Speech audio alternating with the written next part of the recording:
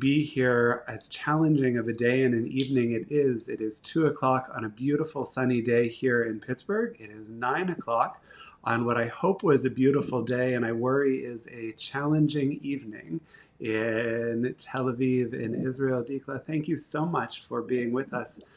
Can you just describe your reality right now? What are you seeing? What are you feeling? What are you hearing? How are you doing? Um, Today better. um, it's been quiet here in I'm actually in Givatayim, which is an outskirt of Tel Aviv. We're literally a 5-10 minute walk from the border of Tel Aviv. But it has been quiet here since about Saturday night. So we've had a few days to sort of get our sleep schedules back on track, more or less. We've, had the opportunity to sort of try to re-enter normal life. There are definitely still times when I don't feel safe leaving my neighborhood. Um, Doors are left open in stairwells in order for people to be able to run at any moment if a siren does go off.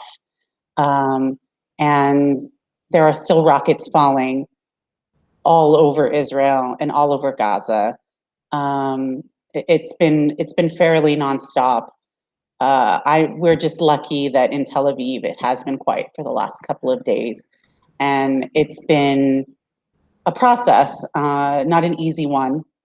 I have been able to sort of start to have conversations with people about what's going on in a more calm and rational way. The lack of sleep was not helping with that before. It was very basic communication with people, just letting them know I'm okay, making sure they're okay. That was just sort of a regular routine for about a week. So we're lucky, I would say, here in Tel Aviv that it has been relatively quiet. And hopefully there is hope in sight.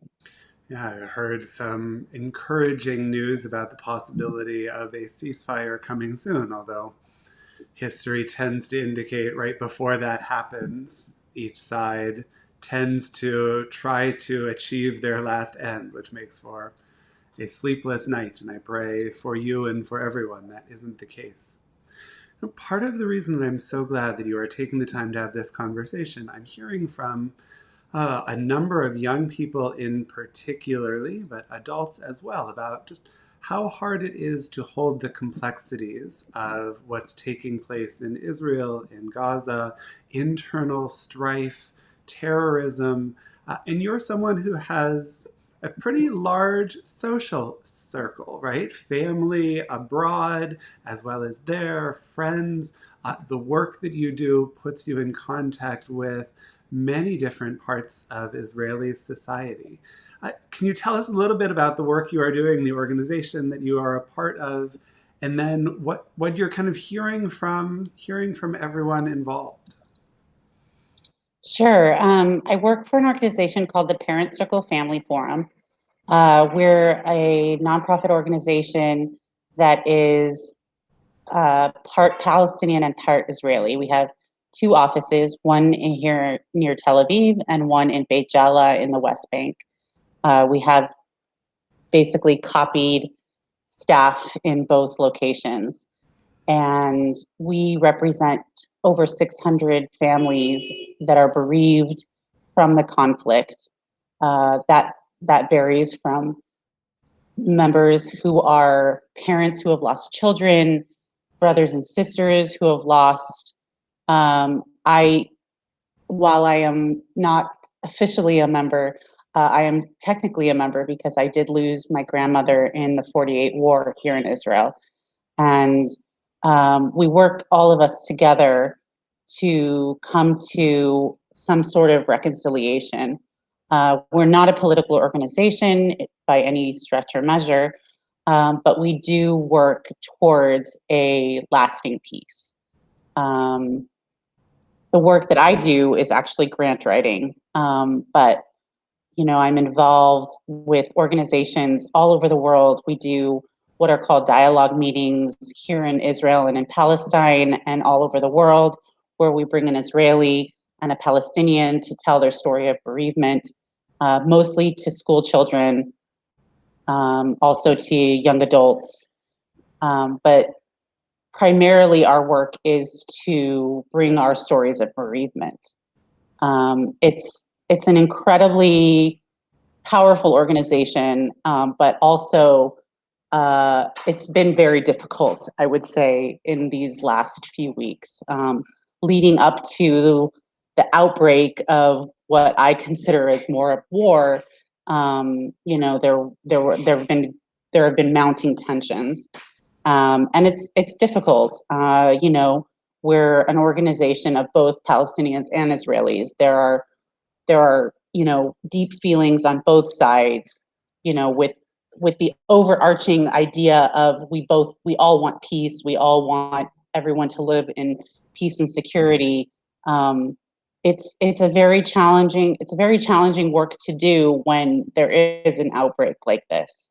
um, People have deep feelings and are feeling insecure and unsafe, whether they live in the West Bank or they live in Tel Aviv or wherever they live in the territories. So it's been very challenging, and I am hearing from friends here, friends in the States, whether they're Jewish or not Jewish, family members. They all have their own separate opinions and separate experiences that they're definitely going through at this time. And it's an ongoing, complex, wavering struggle. When I was in college, in undergrad, I would say I was far more, you know, one-sided, pro-Israel.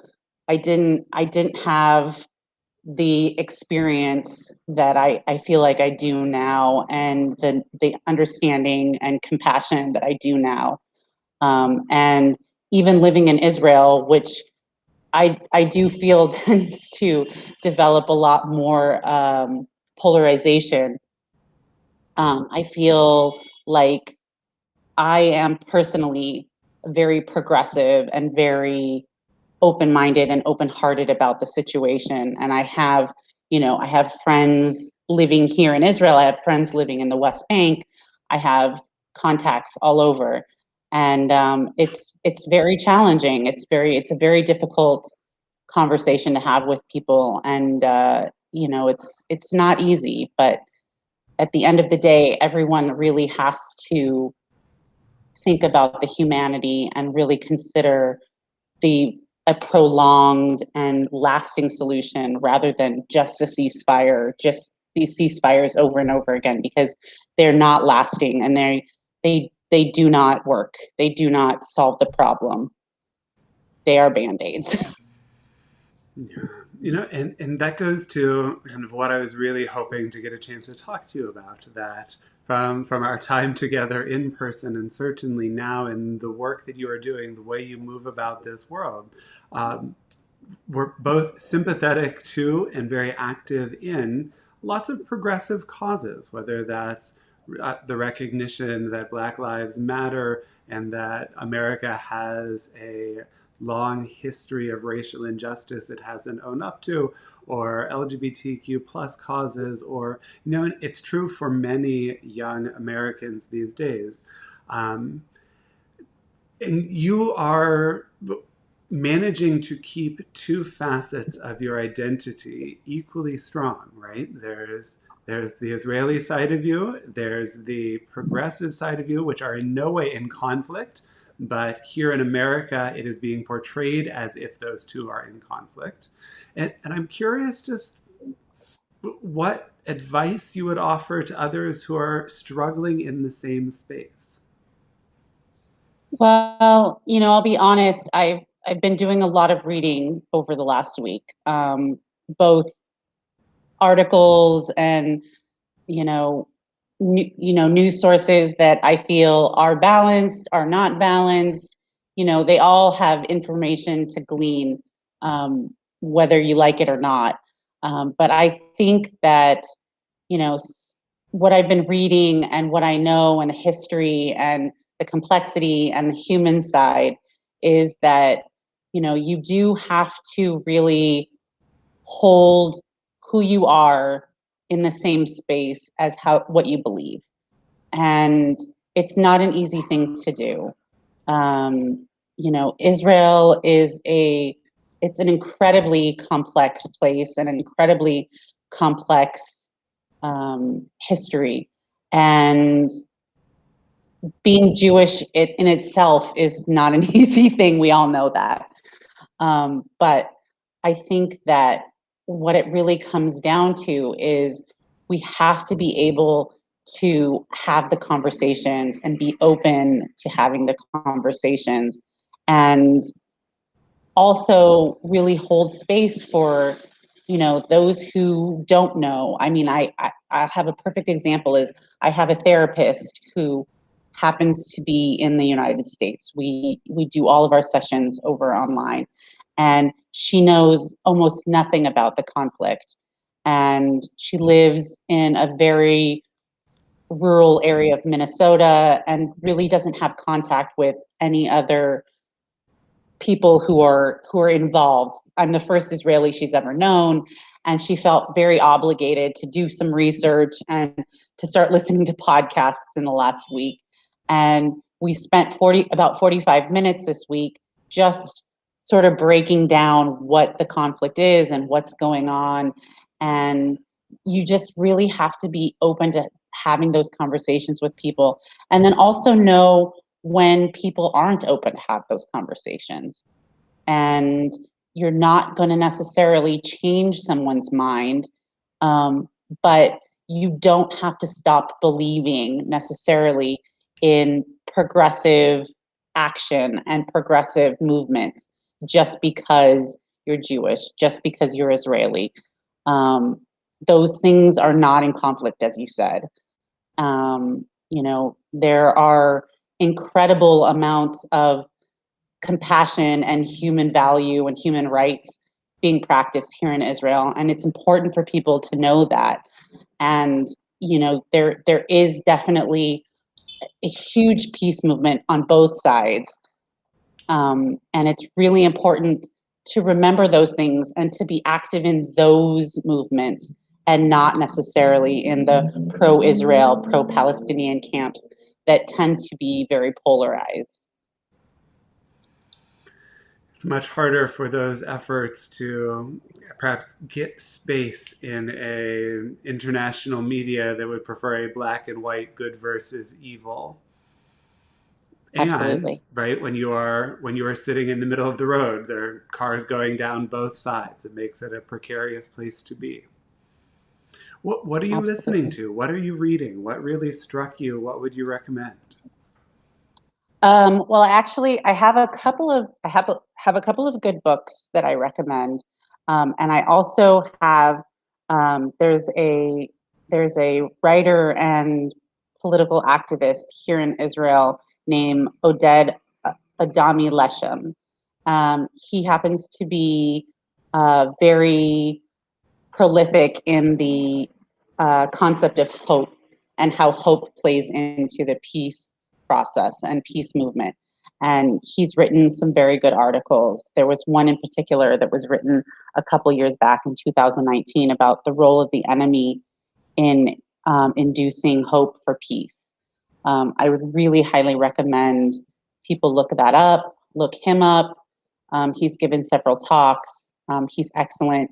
He's not new on the scene. But he's definitely very historically based and non-biased in any way.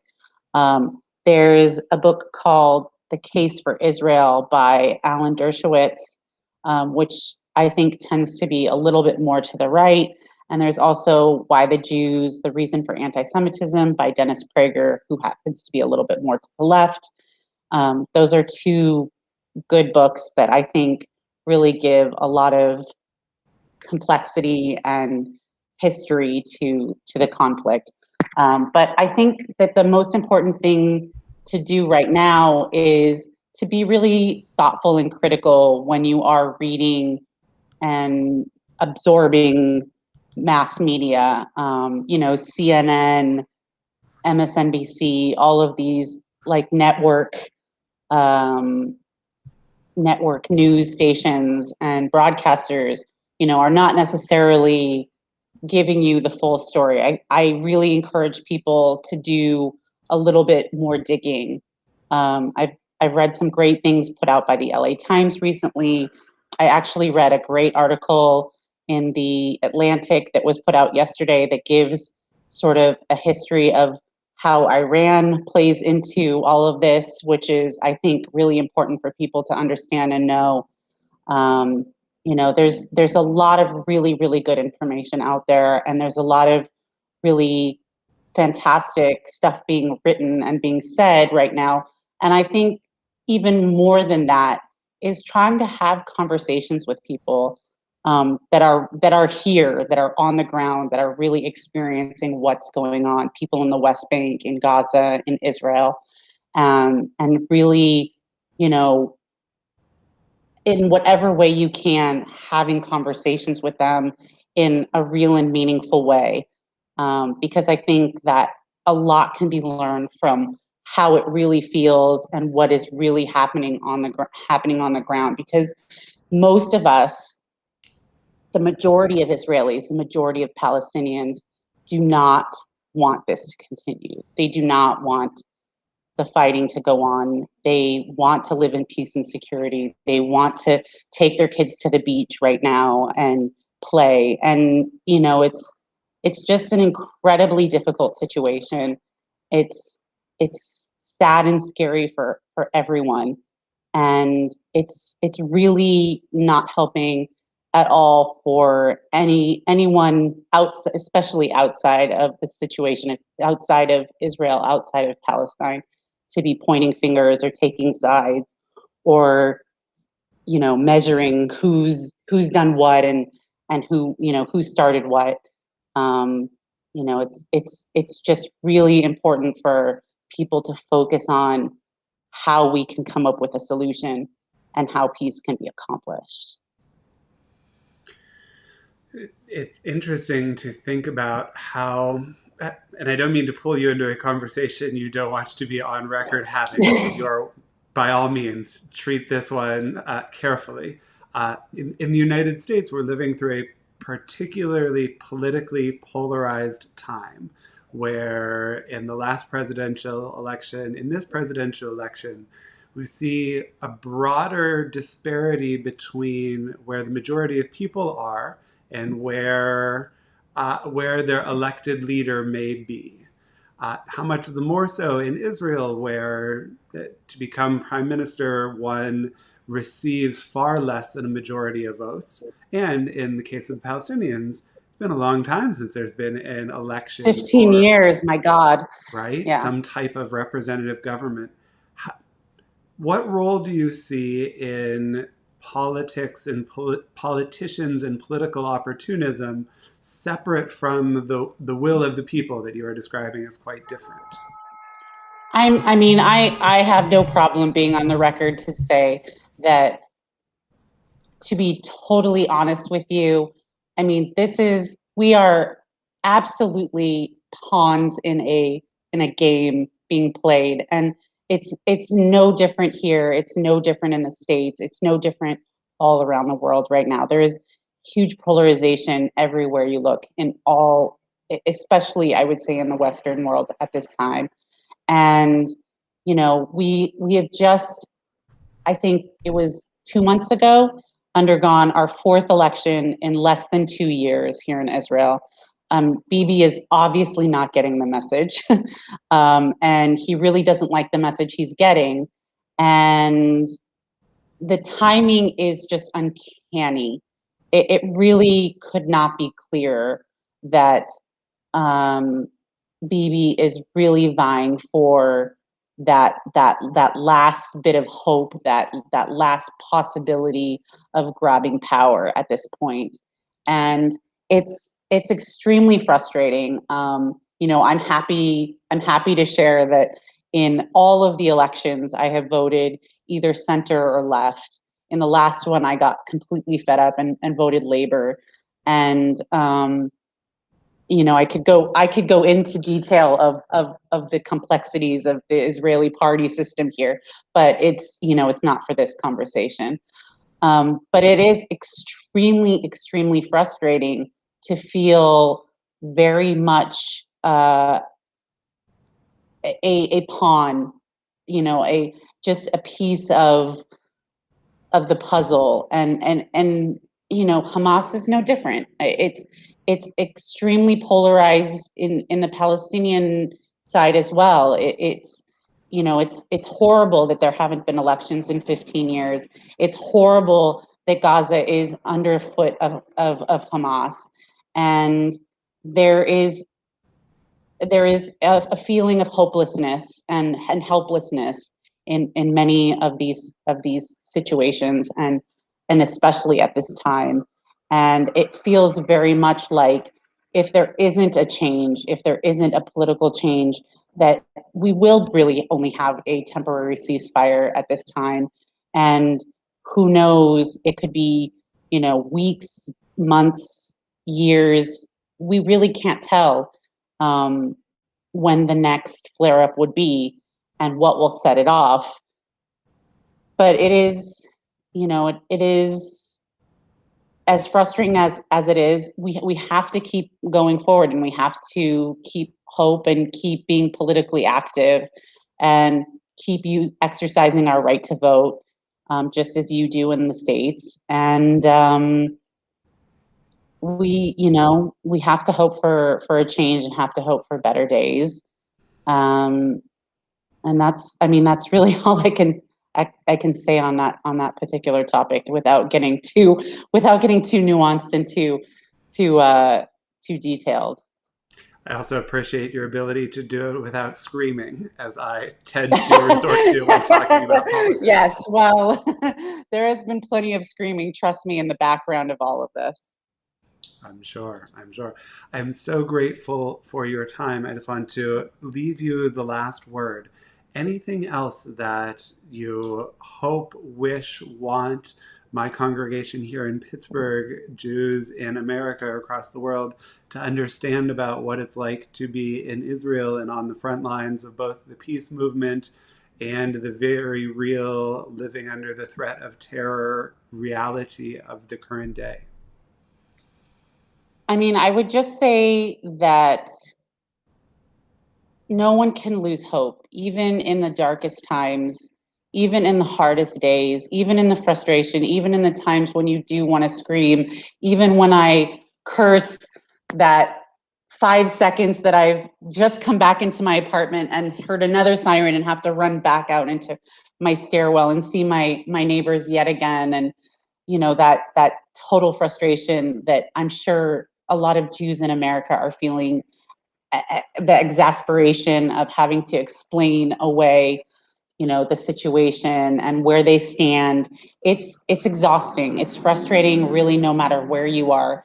And to just really hold steady, hold strong, keep the faith that peace will be achieved if we really, really, truly want it to. And if we keep talking about it, we don't let it fall by the wayside. That's one thing that has been desperately missing from all of the elections that we've had in these couple of years, is that peace really hasn't been even brought up or on the table. And it is absolutely essential and necessary for it to be talked about, even when there is a ceasefire, even when things do calm down. It needs to constantly, constantly be fought for. And people in the States too. I mean, we need that support for peace, not, again, like I said before, not taking sides, not holding up signs that say salacious, things about either Israelis or Palestinians. We really just need to have the tough conversations and keep working towards peace. I pray that tonight is a quiet evening in your world and the first of many to come, not only because there is an impending ceasefire, but because, God willing, in the intervening time before the next flare up, there is a strategy. There are more people like you continuing to do the difficult work until that peace can be achieved. Thank you so much for your time this evening. Of course, my pleasure. And stay safe, stay strong, and keep moving forward.